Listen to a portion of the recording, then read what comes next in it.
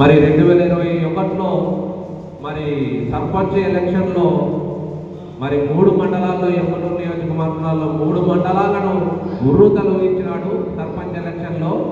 అలాగే అప్పటి నుంచి ఆ ఉద్యమాన్ని ముందుకు లాగుతూనే ఉన్నారు. కొన్ని నియమ నిబంధనలకు సంబంధించి కొన్ని మరి పార్టీలో మరి ఇప్పుడిప్పుడే అందరూ యాక్టివ్ అవుతున్నారు.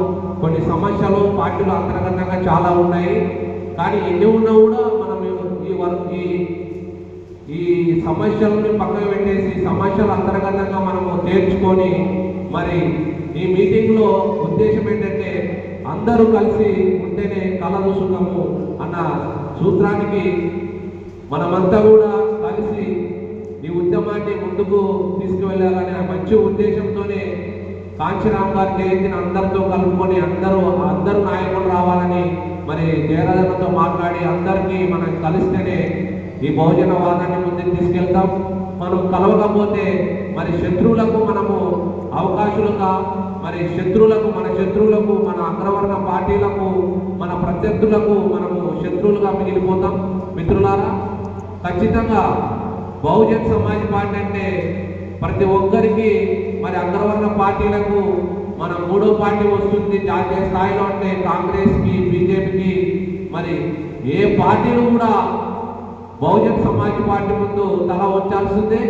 ఎందుకంటే ప్రతి ఒక్కరు ఓట్లకు వేల రూపాయలు, లక్షల రూపాయలు మరి కేటాయిస్తారు.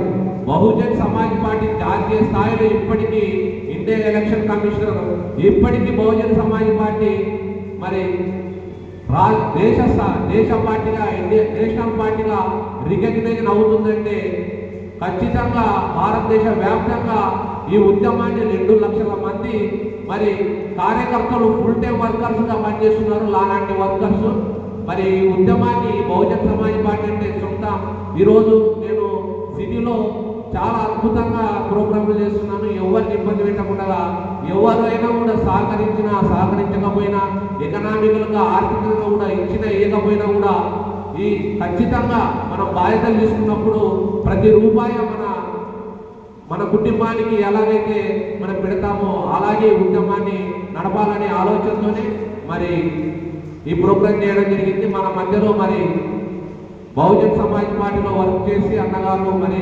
కార్యకర్తగా పనిచేసి కాంచీరామ్ గారి యొక్క మరి పని విధానం నచ్చి మరి 2 పార్లమెంట్కి ఎంపీగా పోటీ చేశారు ఇండిపెండెంట్గా. అన్నగారు మరి రెడ్డిపోగు విజయభాస్కర్ అన్నకి కొన్ని నిమిషాలు మాట్లాడవలసిందిగా అన్నకి ఈ అవకాశాన్ని ఇస్తున్నాం.